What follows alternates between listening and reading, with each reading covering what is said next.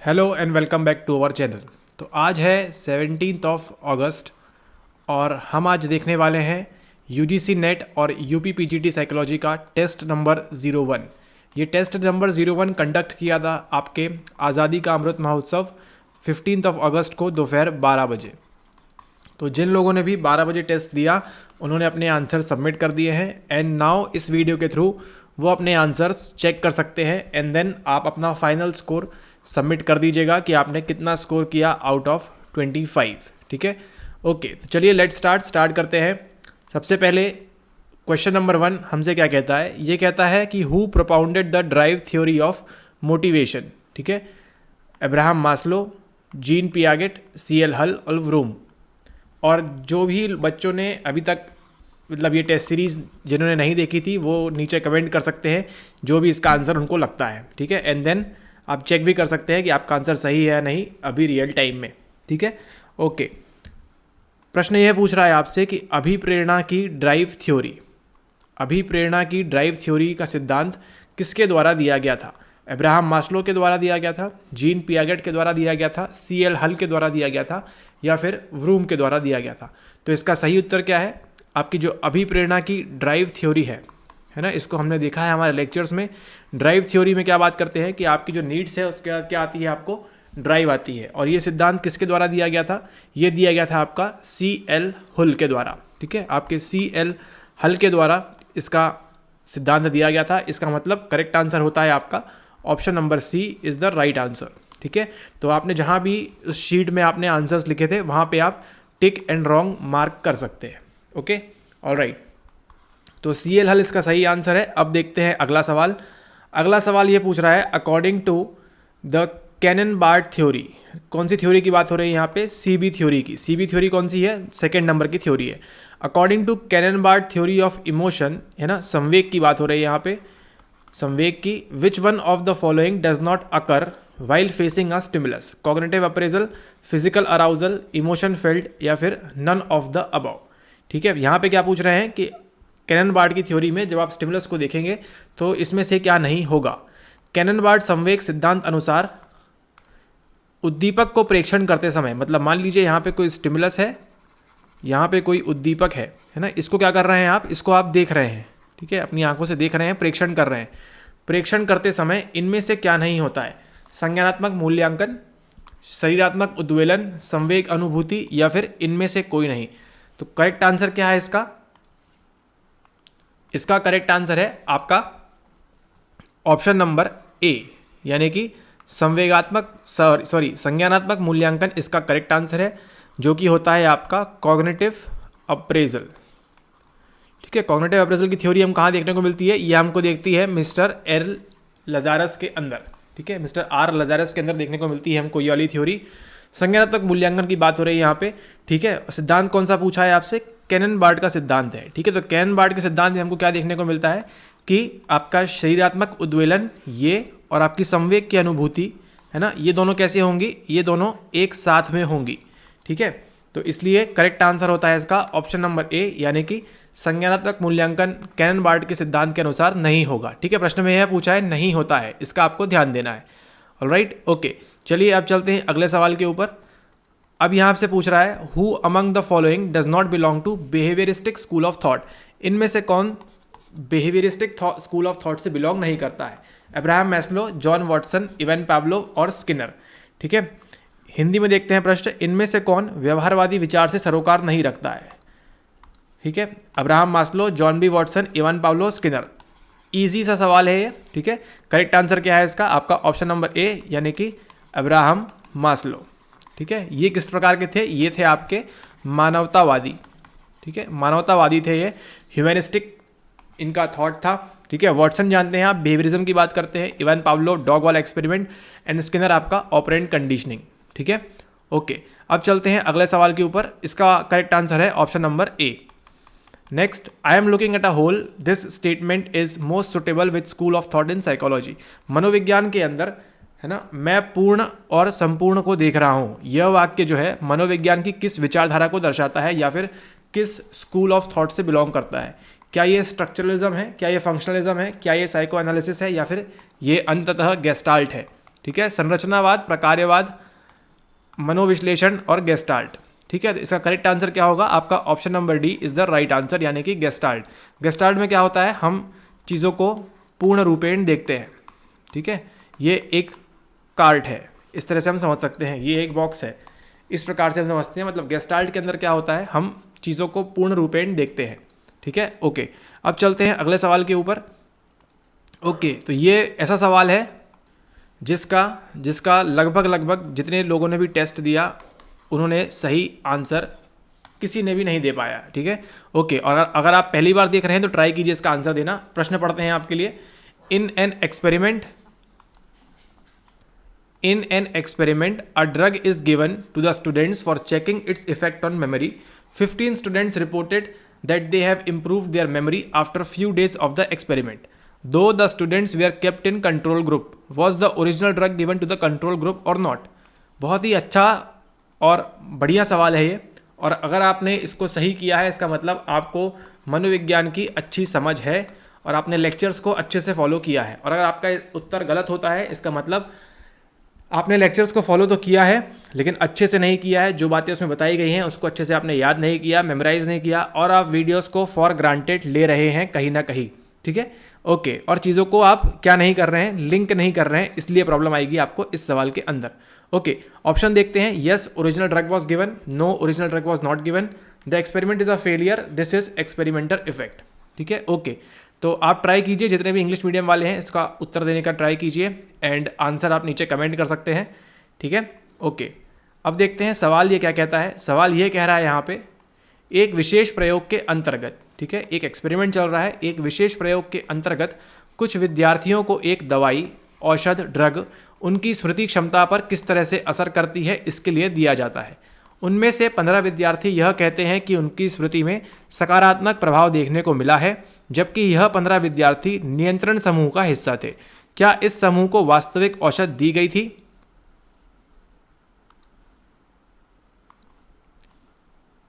क्या यहां पर दी गई थी? दूसरा आपका ऑप्शन क्या है? नहीं, उनको वास्तविक औषध नहीं दी गई थी। और तीसरा ऑप्शन है आपके पास, यह एक विफल प्रयोग है। और चौथा है प्रयोगकर्ता प्रभाव। आपको दिए जाते हैं 10 सेकेंड्स इसका उत्तर देने के लिए। आपके पास 10 सेकेंड है, इसका जवाब दीजिए आप।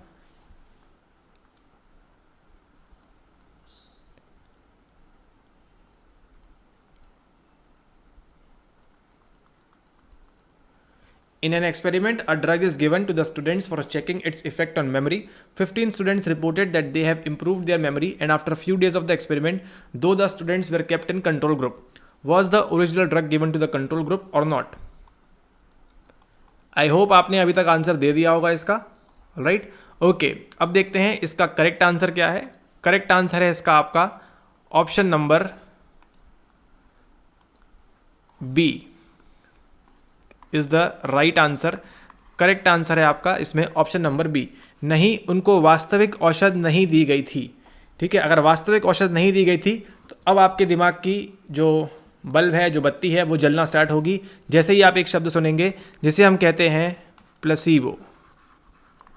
प्लेसिबो इफेक्ट, प्लेसिबो प्रभाव आपने पढ़ा है खुद से भी और हमारे द्वारा भी। ठीक है, तो उसके अंदर क्या होता है कि हम एक ओरिजिनल दवाई है ना, दवाई, औषध, ड्रग की बजाय क्या करते हैं, हम डुप्लीकेट चीज़ कुछ दे देते हैं। ठीक है, ओके, चलिए अभी आप निष्कर्ष तक नहीं पहुंचेंगे। करेक्ट आंसर आपको बता दिया गया है ऑप्शन नंबर बी। नहीं, उनको वास्तविक औषध नहीं दी गई थी। ठीक है, ओके, अब देखते हैं क्यों ऐसा कहा जा रहा है। ठीक है, यह एक विफल प्रयोग है, ये आपका रॉन्ग आंसर है, और ना ही यहाँ पे कोई प्रयोगकर्ता का प्रभाव हो रहा है। ठीक है, यहाँ पे प्रयोगकर्ता की तो बात ही नहीं किया इस प्रश्न में। ठीक है, तो आप लोग इसको करेक्ट आंसर कैसे बोल रहे हैं? ठीक है, यहाँ पे किसी भी लाइन में आपको प्रयोगकर्ता की बात दिखाई देगी नहीं। ठीक है, और ये ना ही एक विफल प्रयोग है, ये भी रॉन्ग है। और उनको वास्तविक औषध नहीं दी गई। वास्तविक औषध कब देते हैं हम? ये देते हैं हम कौन से समूह के अंदर? हम देते हैं इसको ईजी के अंदर, यानी कि एक्सपेरिमेंटल ग्रुप के अंदर। ओके, अब देखते हैं सवाल क्या बोलता है। सवाल थोड़ा सा घुमावदार था लेकिन मज़ेदार सवाल था। एक विशेष प्रयोग के अंतर्गत एक एक्सपेरिमेंट चल रहा है।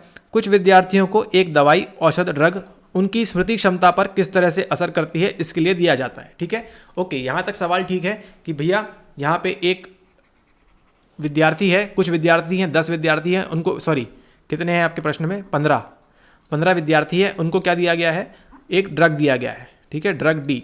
उनमें से 15 विद्यार्थी यह कहते हैं कि उनकी स्मृति में सकारात्मक प्रभाव देखने को मिला है, ठीक है। अब ये 15 क्या कह रहे हैं कि सकारात्मक प्रभाव देखने को मिला है, ठीक है, मतलब उनकी मेमोरी में क्या हुआ है, उनकी स्मृति में क्या हुआ है, इंप्रूवमेंट हुआ है, ऑलराइट। लेकिन सवाल आपको कहाँ घुमाया गया, जबकि यह 15 विद्यार्थी नियंत्रण समूह का हिस्सा थे। आपको केवल अगर ये लाइन आपने ध्यान से पढ़ी होती, जो आपने जल्दबाजी में नहीं किया, आपने जल्दी जल्दी 20 minute 15 minute 25 minute answer submit करने के चक्कर में इस लाइन को आपने क्या कर दिया, खो दिया अपने जीवन से, ठीक है। सॉरी, 15 विद्यार्थी नियंत्रण समूह का हिस्सा थे। क्या इस समूह को वास्तविक औषध दी गई थी? प्रश्न देखिए क्या पूछा है, वास्तविक औषध यानी कि उनकी जो ओरिजिनल मेडिसिन जिसका टेस्ट करना था, क्या वो दिया गया था, ठीक है। सवाल ये पूछ रहा है क्या इस समूह को वास्तविक औषध दी गई थी। कौन सा समूह? नियंत्रण समूह को, ठीक है। तो आपने इसको कई बार पढ़ा है कि जो भी कंट्रोल ग्रुप होता है ना, जब हमने प्लेसिबो वाला वीडियो देखा था कोर्स के अंदर, तो जो सीजी होता है, जो कंट्रोल ग्रुप होता है, उसके अंदर क्या होता है, हमेशा क्या दिया जाता है, आपका प्लेसिबो दिया जाता है ना। कंट्रोल ग्रुप जो होता है आपका, जो आपका नियंत्रित समूह होता है, उसके अंदर क्या दिया जाता है, आपको प्लेसिबो दिया जाता है। और जो आपका एक्सपेरिमेंटल ग्रुप होता है, जो ईजी होता है, उसके अंदर क्या किया जाता है, जो आपका वेरिएबल है उसको क्या करते हैं, हम मैनिपुलेट करते हैं, ठीक है। तो उस एक्सपेरिमेंट के अंदर हमने क्या देखा था कि ईजी वाले को क्या दिया गया था, ओरिजिनल ड्रग यानी कि वास्तविक औषध, वास्तविक ड्रग उनको दिया गया था। लेकिन जो कंट्रोल ग्रुप है, जो नियंत्रण समूह है, उसको क्या मिलेगा, प्लेसिबो दिया जाएगा, ठीक है। क्या इस समूह को वास्तविक औषध दी गई थी, है ना। वास्तविक औषध कहाँ मिलती है, हमेशा ईजी के अंदर मिलती है। यहाँ पे क्या दिया है, नियंत्रण समूह यानी कि आपका कंट्रोल ग्रुप। कंट्रोल ग्रुप में हम कभी भी वास्तविक औषध या फिर जिस औषध का एक्सपेरिमेंट या टेस्ट करना है वो हम कभी नहीं देंगे, ठीक है। हम हमेशा आईवी को कहाँ पे मैनिपुलेट कर देंगे, हमारे ईजी के अंदर मैनिपुलेट करेंगे, ठीक है। ओके, हाँ, उनको वास्तविक औषध दी गई थी। वास्तविक औषध कहाँ दी जाएगी, हमेशा आपके ईजी के अंदर दी जाएगी। नहीं, उनको वास्तविक औषध नहीं दी गई थी, ये बिल्कुल सही करेक्ट आंसर है, ठीक है। आई होप आपने अपनी गलती सुधार ली होगी और आगे से आप समय का ध्यान रखेंगे, है ना, और सही आंसर करेंगे, ठीक है। विफल प्रयोग की तो बात ही नहीं आती यहाँ पे, विफल प्रयोग की बात ही नहीं है, और ना ही ये प्रयोगकर्ता प्रभाव है। प्रयोगकर्ता प्रभाव कब होता, जब जो एक्सपेरिमेंटर है, जो रिसर्चर है, जिसने रिसर्च की है, ठीक है। मान लीजिए हमने रिसर्च की है, अगर हम कहेंगे कि हाँ इन 15 के ऊपर अच्छा प्रभाव पड़ा है, सकारात्मक प्रभाव पड़ा है ना, तो हम कहेंगे प्रयोगकर्ता प्रभाव है, ठीक है। ये कोई एक्सपेरिमेंटर प्रभाव भी नहीं है, ना ही ये प्रयोगकर्ता प्रभाव है, ठीक है। जिसके ऊपर एक्सपेरिमेंट किया गया, वो 15 बच्चे, वो 15 सब्जेक्ट खुद ही आके बोल रहे हैं कि हाँ हमारी मेमोरी में सुधार हुआ है। मतलब उनको क्या दिया गया था, प्लेसिबो दिया गया था। तो ये जो एक्सपेरिमेंट कर रहा है उसको मालूम है कि हमने नियंत्रण समूह में क्या दिया था, प्लेसिबो दिया था, इसीलिए ये ऐसा कह रहे हैं, ठीक है। ओके, अब चलते हैं अगले सवाल के ऊपर। अगला सवाल कहता है, insight learning was performed on apes monkeys, Kohler gave him a beautiful name, Kohler wanted to know more about, ठीक है। अंतर्दृष्टि अधिगम बंदर वानर के ऊपर की गई थी। कोलर द्वारा उसे एक सुंदर सा नाम दिया गया। ओके, एक सुंदर सा नाम क्या था वो, प्लीज़ कमेंट, हमको नहीं मालूम। कोलर किस चीज़ के बारे में जानकारी प्राप्त करना चाहते थे। अगर आपने हमारे वीडियोस फॉलो किए हैं और आपने नॉलेज है आपको, तो कोलर आपको मालूम होगा इनका पूरा नाम क्या था। इनका पूरा नाम था वोल्फगैंग कोलर, ठीक है। और हमने उसके अंदर भी देखा था कोलर का बंदर, ठीक है। तो ये जो कोलर भाई साहब हैं, है ना, ये कौन से थे, एक प्रकार के गेस्टाल्टवादी थे, ठीक है। क्या क्या पूछ रहा है आपसे, problem solving, animal psychology, child psychology और गेस्टाल्टिज्म, ठीक है। ओके, समस्या समाधान, प्राणी मनोविज्ञान, बालक मनोविज्ञान, चाइल्ड साइकोलॉजी एंड गेस्टाल्ट, ठीक है। प्रश्न देखिए क्या पूछ रहा है, प्रश्न आपसे पूछ रहा है, Kohler wanted to know more about, है ना, to know more about. Gestalt तो थे ही वो, ठीक है, गेस्टाल्ट तो थे ही, गेस्टाल्ट पे तो काम कर ही रहे थे, लेकिन यहाँ क्या पूछा है, Kohler wanted to know more about, वो और किस चीज़ के बारे में जानकारी प्राप्त करना चाहते थे। अब सोचिए, कोई बंदर है, कोई एप है ना, वो है, बनाना है उस एक्सपेरिमेंट के अंदर, स्टिक है ना, इन सब का गेस्टाल्ट से कोई संबंध नहीं है, ठीक है। गेस्टाल्ट तो अलग चीज़ है, ठीक है। जब आप कैसे देखते हैं, एक संपूर्ण रूप में देखते हैं आप, ठीक है, एक पूर्ण ऐसा होल देखते हैं, ठीक है। ओके, और वहीं पे क्या आता है आपका टॉपिक, इनसाइट लर्निंग, जो आपके यूपीपीजीटी नेट के अंदर मेंशन है कि इसमें से सवाल आना ही आना है, ठीक है। ओके, तो अंतर्दृष्टि अधिगम के बारे में बात की गई, किसने डिजाइन किया, कोहलर ने। ऑप्शन क्या है, problem solving, animal psychology, child psychology and gestaltism, ठीक है। तो इसका करेक्ट आंसर क्या है, करेक्ट आंसर है आपका ऑप्शन नंबर ए, प्रॉब्लम सॉल्विंग के ऊपर, ठीक है। ना ही गेस्टाल्ट रॉन्ग आंसर है, चाइल्ड साइकोलॉजी रॉन्ग आंसर है, एनिमल साइकोलॉजी रॉन्ग आंसर है। हाँ, अगर यहाँ पे मान लीजिए कोहलर की जगह उन्होंने कॉफका दिया होता तो कॉफका में हम कह सकते थे कि हाँ उन्होंने चाइल्ड साइकोलॉजी या बच्चा साइकोलॉजी या फिर डेवलपमेंटल साइकोलॉजी के ऊपर वो और जानना चाहते थे, ठीक है। लेकिन जब बात हो रही है यहाँ पे मिस्टर कॉलर की, तो ध्यान रखिए कॉलर एक गेस्टाल्ट थे, ठीक है, और उनका ध्यान किस पे था, प्रॉब्लम सॉल्विंग के ऊपर भी था। तभी तो उन्होंने कहा था ना यहाँ पे एक्सपेरिमेंट के अंदर कि हम क्या करते हैं, इनसाइड लर्निंग से सीखते हैं, ठीक है, अंतर्दृष्टि अधिगम से हम सीखते हैं। यहाँ पे कोई ट्रायल एंड एरर नहीं होता है, जो कौन कहते थे, मिस्टर थॉर्नडाइक एंड स्किनर, ठीक है। ओके, अब चलते हैं अगले सवाल की ओर। प्रश्न नंबर 7, which needs to be satisfied first if I want to be liked by everyone in my neighbourhood. अगर मैं चाहता हूँ मेरे आस पड़ोस में मुझे सब पसंद करे, तो कौन सी नीड का, which needs to be satisfied first, ठीक है। सवाल देखिए क्या बोल रहा है, which needs to be satisfied first, safety needs, A only, physiological needs, A and C both, ठीक है। अगर यहाँ पे नीड होता तो आपका जो आंसर है वो सही होता, लेकिन यहाँ पे क्या है, आपको नीड्स पूछा है, ठीक है, और ऑप्शन में भी आपको 2 नीड दी हुई हैं, ठीक है। तो आपको सिर्फ चेक करना है, सेफ्टी नीड्स, फिजियोलॉजिकल नीड्स, ये दोनों ही जरूरी है। तो करेक्ट आंसर होता है इसका option number D, A and C both, ठीक है। आपको भी रियल टाइम में जब पेपर देंगे तो ध्यान रखना है, थोड़े बहुत आपको वर्ड्स पे भी ध्यान देना है कि प्रश्न क्या पूछ रहा है, ठीक है। जल्दबाजी के चक्कर में सवाल गलत ना करें, प्रश्न को अच्छे से पढ़ें, ठीक है। Is okay.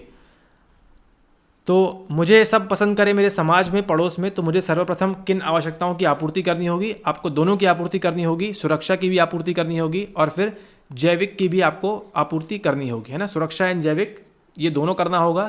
तो ये भी गलत आंसर है, ये भी गलत, ये भी गलत, ए एवं सी दोनों, है ना, दोनों की आवश्यकता की पूर्ति करनी होगी आपको। उसके बाद ही आपको सब पसंद करेंगे आपके नेबरहुड में। Psychoanalysis was started by Freud in 1900, 1900 में स्टार्ट किया गया। Who met with Freud and discuss about client therapy, आपको आंसर रटा हुआ है मिस्टर सी कार्ल जंग।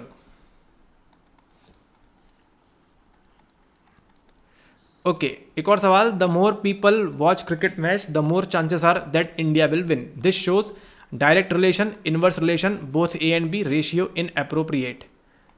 जितने ज़्यादा लोग क्रिकेट मैच देखते हैं उतनी ज़्यादा संभावना है कि भारत मैच जीतेगी, यह क्या दर्शाता है, direct relation, inverse relation, A and B दोनों होता है, डायरेक्ट इनवर्स, या फिर अनुपात अनुपयुक्त, ठीक है। अनुपयुक्त मतलब रेशियो इनअप्रोप्रिएट है, ठीक है। ओके, अब हम देखते हैं जितने ज़्यादा लोग क्रिकेट मैच देखते हैं, मतलब ये क्या हो गया, ऐसे लोग जो क्रिकेट मैच देख रहे हैं, ये क्या होगा हमारा वेरिएबल ए, उतनी ज़्यादा संभावना है कि भारत मैच जीतेगी, ठीक है।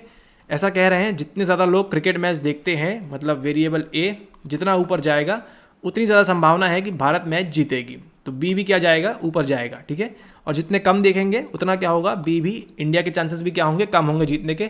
तो आपने इसको अच्छे से पढ़ा हुआ है, किसके अंदर, सहसंबंध के अंदर आपने अच्छे से पढ़ा हुआ है, ठीक है। तो इसको बताने की जरूरत नहीं है। करेक्ट आंसर है इसका आपका ऑप्शन नंबर ए, डायरेक्ट रिलेशन, ठीक है। सीधा सीधा रिलेशन है इनका, ए ऊपर जाएगा तो बी भी ऊपर जाएगा, ठीक है। डायरेक्ट रिलेशन की बात हो रही है यहाँ पे, सहसंबंध के अंदर, कोरिलेशन के अंदर। ओके, एक और सवाल है आपका, निमहांस जो है किस राज्य में स्थित है, उड़ीसा, उत्तर प्रदेश, आपका उड़ीसा में है, उत्तर प्रदेश में है, झारखंड में है, none of the above. NIMHANS किस राज्य में स्थित है, उड़ीसा, उत्तर प्रदेश, झारखंड, और इनमें से कोई नहीं। तो करेक्ट आंसर है इसका आपका option number D, none of the above, है ना। इनमें से कहीं भी निमहांस नहीं है। निमहांस कहाँ पे है, निमहांस है आपके ए के अंदर, यानी कि आपके कर्नाटक में ये स्थित है। क्या पूछा है प्रश्न में, लोकेटेड इन विच स्टेट, किस राज्य में स्थित है, ऐसा पूछा गया है आपसे, ठीक है। ऑल राइट, ओके, अब चलते हैं अगले सवाल के ऊपर। Psychology is a study of, एक आसान सा सवाल, मनोविज्ञान किस चीज़ का अध्ययन है, किसका अध्ययन है, अनुभव, व्यवहार, मानसिक प्रक्रिया, उपर्युक्त सभी। आप सभी को मालूम है, करेक्ट आंसर है इसका ऑप्शन नंबर डी, उपर्युक्त सभी, है ना, all of the above is the right answer. All right, अब चलते हैं अगले सवाल के ऊपर। प्रश्न नंबर 12, ऐसे सवाल आपको देखने को मिलेंगे अपने पीजीटी के अंदर भी। Which among the following is not a theory of emotion, emotion मतलब संवेग का सिद्धांत इनमें से कौन सा नहीं है, Richard Lazarus theory, Bard and Cannon, Carl Lange, William James, या फिर 2 factor theory by broom.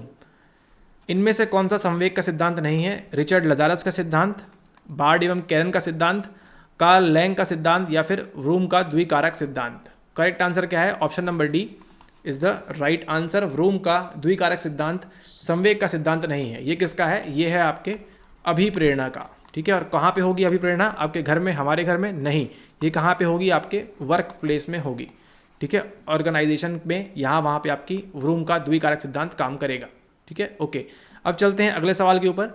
Which of the following is not a need in Maslow's theory of motivation. Maslow की द्वारा नहीं बताया गया अभिप्रेरणा सिद्धांत के अंदर किसको नहीं बताया गया है? सेल्फ एक्चुअलाइजेशन, सुरक्षा, जैविक, physiological needs, safety needs, self actualisation या फिर नेचुरल सिलेक्शन। ठीक है, प्राकृतिक चयन किसको नहीं बताया गया है? सभी को मालूम है प्राकृतिक चयन इसका राइट आंसर है। Option number D is the right answer. ठीक है, नेचुरल सिलेक्शन। इन्होंने सबसे ऊपर ये बताया है, सबसे नीचे ये बताया है, उसके ऊपर ये बताया है, एंड देन इस प्रकार से मैस्लो का पिरामिड काम करता है।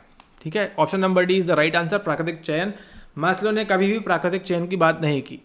ठीक है, ओके, प्राकृतिक चयन की बात किसने की? आपको अभी आगे देखने को मिलेगा। All right, the most famous epinephrine drug experiment was perform by whom. ये एपिनफ्राइन ड्रग एक्सपेरिमेंट किसके द्वारा किया गया था? Stanley Milgram, Schachter and Singer, Seligman and doctor P Zimbardo. सवाल पूछ रहा है सुप्रसिद्ध एपिनफ्रीन औषध प्रयोग किसके द्वारा किया गया था? मिलग्राम के द्वारा, शाक्टर सिंगर के द्वारा, सेलिगमैन के द्वारा या फिर डॉक्टर पी जिम्बार्डो के द्वारा। करेक्ट आंसर है इसका आपका option number B, Schachter and Singer. ठीक है, ये कहाँ पे हुआ था? ये हुआ था आपके इमोशन के अंदर, है ना, इमोशन के अंदर दिया गया था उन्होंने एपिनफ्राइन औषध का इस्तेमाल, मिस्टर शाक्टर एंड सिंगर ने। मिलग्राम ने नहीं किया, ना ही सेलिगमैन ने किया, ना ही डॉक्टर पी जिम्बार्डो ने किया। ऑल राइट, ओके, अगला सवाल है placebo can be most used effectively in.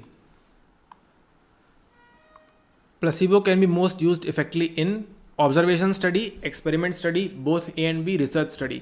Placebo का इस्तेमाल सबसे उपयुक्त कब किया जा सकता है? प्रश्न में ध्यान देने लायक बात क्या है? सबसे उपयुक्त पूछ रहा है, सबसे उपयुक्त कब किया जा सकता है? किसका इस्तेमाल? प्लेसिबो का इस्तेमाल। प्लेसिबो कहाँ इस्तेमाल होगा? हमेशा कंट्रोल ग्रुप के अंदर होगा, यानी कि आपके नियंत्रण समूह के अंदर होगा। ऑप्शन ए प्रेक्षण विधि, ऑप्शन बी प्रयोग विधि, ए एंड बी दोनों अनुसंधान विधि। करेक्ट आंसर है इसका आपका ऑप्शन नंबर बी, प्रयोग विधि। केवल हम किसके अंदर इस्तेमाल कर सकते हैं इसका?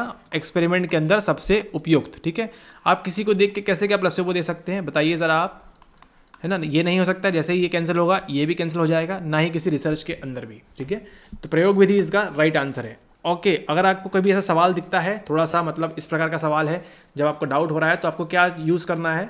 मोस्ट सुटेबल, जो भी सूट कर रहा हो उसको ही चयन करना है अपने आंसर के अंदर। ठीक है, इसके अंदर क्या होगा? प्लेसिबो का इस्तेमाल कब करेंगे हम? प्रयोग विधि के अंदर करेंगे, एक्सपेरिमेंट मेथड्स या एक्सपेरिमेंट स्टडी के अंदर ही हम करेंगे। ऑलराइट, ओके, अगला सवाल है आपसे प्रश्न नंबर 16। ये आपसे पूछ रहा है who wrote the book the expression of emotions in humans and animals. ठीक है, the expression of emotions and humans and animals, यह किताब किसके द्वारा लिखी गई? विलियम जेम्स के द्वारा, विलियम वुंड के द्वारा, मैकडॉगल के द्वारा, चार्ल्स डार्विन के द्वारा। करेक्ट आंसर है इसका आपका option number D, mister Charles Darwin, जहाँ से इमोशन की शुरुआत होती है। ठीक है, नेट का सवाल है आपके ये। ओके, अगला सवाल है in which theory of motivation we study about hygiene and motivators? Vroom's, James, Herzberg, Herman Ebbinghaus. अभिप्रेरणा के सिद्धांत में हम हाइजीन एवं मोटिवेटर्स के बारे में निम्नलिखित में से किसके अंदर पढ़ते हैं? रूम के अंदर, जेम्स के अंदर, हर्जबर्ग या फिर हम आपका कौन बचता है? हर्जबर्ग हो गया, and then Herman Ebbinghaus. Correct answer है इसका आपका ऑप्शन नंबर सी, हर्जबर्ग के अंदर। हरमन एबिंगहाउस किसकी बात करेंगे? आपके आने वाले लेक्चर्स की बात करेंगे, यानी कि स्मृति के बारे में बात करते हैं। व्रूम भी नहीं है, जेम्स तो इमोशन की बात करते हैं, व्रूम मोटिवेशन की बात करते हैं। ठीक है, option number C is the right answer. Okay, अगला जो सवाल है ये पूछ रहा है आपसे इन अ रिसर्च, एक रिसर्च के अंदर, एक प्रयोग के अंदर, the researcher choose some people using randomisation, है ना। रेंडमाइजेशन एक प्रोसेस होती है, उसके द्वारा चूज किया गया, and watch them carefully while they do their daily work without knowing them. यहाँ पे ध्यान देने लायक क्या बात है? उनकी जानकारी के बिना, है ना, विदाउट नोइंग देम उन्होंने क्या किया? उनको वॉच किया, उनका परीक्षण किया। Which type of setting it would be? किस प्रकार की सेटिंग होगी ये? क्या ये केस स्टडी है? नहीं, केस स्टडी नहीं है। क्या ये सर्वे है? नहीं, सर्वे भी नहीं है। क्या ये ऑब्जर्वेशन किसी की लैब में हो रहा है? नहीं, लैब में भी नहीं हो रहा है। करेक्ट आंसर क्या बनता है? Option number C, naturalistic observation. एक प्रकार का क्या है? प्राकृतिक प्रेक्षण या फिर निरीक्षण है ये, है ना। इसका आपको ध्यान देना है। 18 का है option number C. Alright, okay, and technical चीज़ों के चलते 19 नंबर का सवाल आपके लिए स्किप किया हुआ है, तो 1 नंबर आपको उसका मिल जाएगा। ऑलराइट, अगला सवाल है बी एफ स्किनर कौन थे? एक ह्यूमैनिस्टिक थे, सोशलिस्टिक थे, बिहेवियरिस्टिक थे या फिर फंक्शनलिस्ट थे? बी एफ स्किनर क्या थे? एक मानवतावादी, समाजवादी, व्यवहारवादी, प्रकारवादी। हम सभी को मालूम है बी एफ स्किनर क्या थे? एक व्यवहारवादी थे। कौन से स्कूल से बिलोंग करते थे? बिहेवियरिस्टिक स्कूल से बिलोंग करते थे, बिहेवियरिज्म को प्रपोज करते थे। ठीक है, okay, Skinner propose this theory of operant conditioning on whose work.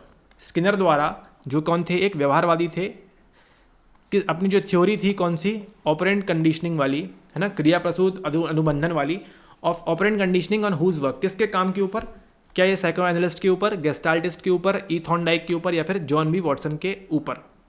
किसकी थ्योरी के ऊपर इन्होंने अपनी थ्योरी प्रतिपादित की या फिर डिजाइन किया? स्किनर द्वारा किया गया क्रिया प्रसूत अनुबंधन का सिद्धांत किसके कार्य से प्रभावित था? मनोविश्लेषक, गेस्टाल्टवादी, ई थॉर्नडाइक। करेक्ट आंसर है आपका ऑप्शन नंबर सी, ई थॉर्नडाइक। ई थॉर्नडाइक ने क्या बताया था आपको? लॉ ऑफ इफेक्ट के बारे में बताया था। ठीक है, इस बात का आप ध्यान रखें। ऑलराइट, ओके, अगला सवाल है प्रश्न नंबर 22, जो कि एक अच्छा सवाल है और कुछ लोगों ने गलत किया है, कुछ ने सही किया है। इसको हम देखते हैं क्या बोल रहा है यहाँ पे। ये बोल रहा है psychology can not be used in, है ना, मनोविज्ञान का हम इस्तेमाल कहाँ नहीं कर सकते हैं?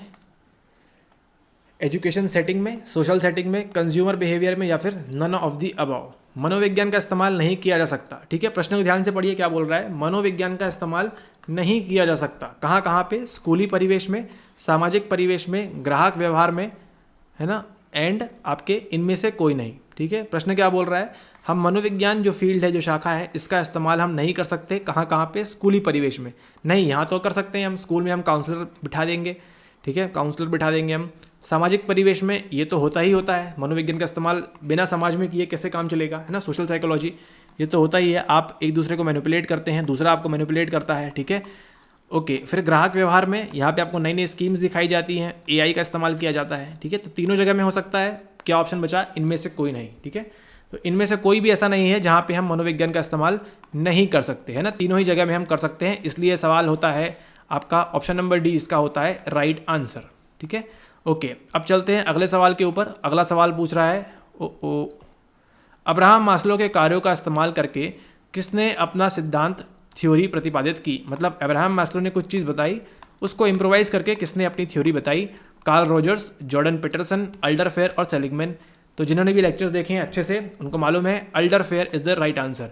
एंड जिन्होंने ये प्रश्न पहली बार देख रहे हैं तो उनको तो अभी शायद समझ में ही नहीं आएगा अल्डरफेयर किसकी बात हो रही है। ठीक है, ऑल राइट, ओके, तो करेक्ट आंसर है इसका ऑप्शन नंबर सी, आपका एल्डरफेयर, है ना। एल्डरफेयर जो बताई थी आपको theory, who took forward Abraham Maslow's work and developed his own theory? Carl Rogers, Jordan Peterson, Alderfer and Seligman. Option number C, Alderfer is the right answer. ठीक है, ओके, कार्ल रॉजर्स जो थे उनके साथ में थे मानवतावादी। ठीक है, उन्होंने थ्योरी मैस्लो के काम के ऊपर नहीं बताई, इसका आप ध्यान रखें। ओके, अगला सवाल, according to whose theory physiological arousal comes first and then emotion? आपके पीजीटी का सवाल है। Richard Lazarus, Cannon Bard, James Lange, freshener.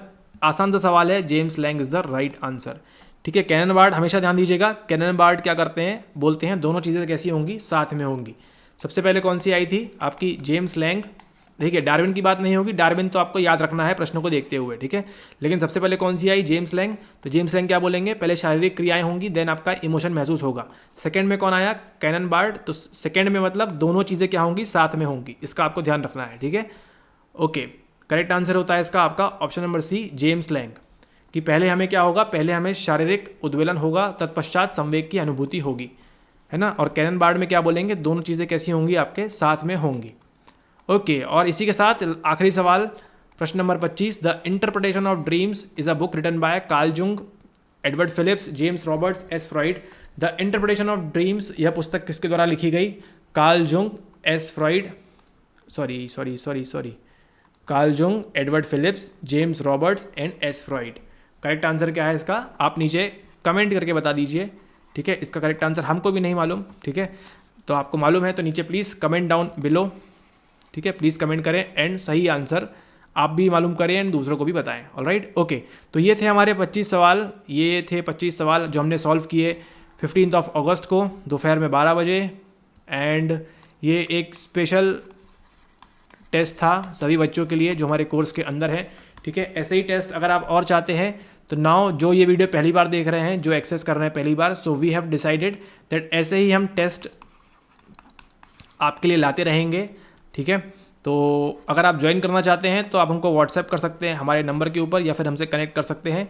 And then अगर आप ज्वाइन करना चाहते हैं तो आपको एक छोटी सी फीस पेमेंट करनी होगी ऑफ ₹499, ताकि आप आने वाले हर संडेज़ को या फिर जब भी डिसाइड होगा ठीक है। संडेज इज़ नॉट मैंडेटरी कि आपका टेस्ट संडे टू संडे होगा, ठीक है। संडे को टेस्ट होगा ये मैंडेटरी नहीं है, लेकिन हाँ जब भी आपका होगा वीक में आपको एक टेस्ट ज़रूर मिलेगा, ठीक है, अगर आप इस प्लान के अंतर्गत आते हैं 499 के अंदर, ठीक है। एंड जो कोर्स में है उनको ऑलरेडी फ्री ऑफ कॉस्ट हो मिलेगा ये सब, उनको कोई भी एक्स्ट्रा पेमेंट करने की ज़रूरत नहीं है। एंड ये आपके टेस्ट सीरीज़ का पार्ट नहीं है, इसको आप ध्यान रखिएगा, ठीक है। तो जो पीजीटी वाले हैं उनको टेस्ट सीरीज़ अलग से दी जाएगी, सो डोंट वरी, ये आपको फ्री ऑफ कॉस्ट प्रोवाइड किया जा रहा है ताकि आपकी अच्छे से तैयारी हो सके एंड आप अच्छे से चीज़ों को प्रिपेयर कर सकें। ऑलराइट, ओके, इसी के साथ मिलते हैं हम आपसे नेक्स्ट वीडियो में। वीडियो अच्छा लगा हो तो लाइक करिए, अपने दोस्तों के साथ शेयर करिए एंड सब्सक्राइब करिए, ठीक है। ओके, एंड जो एडवांस बैच के बच्चे हैं उनके लेसन अभी स्टार्ट हो जाएंगे अपडेट होना, तो please check the Telegram group में चेक करते रहिए, आपको जो स्पेशल ग्रुप बना है वहाँ पे। And keep watching psycho professor. Thank you and have a nice day ahead.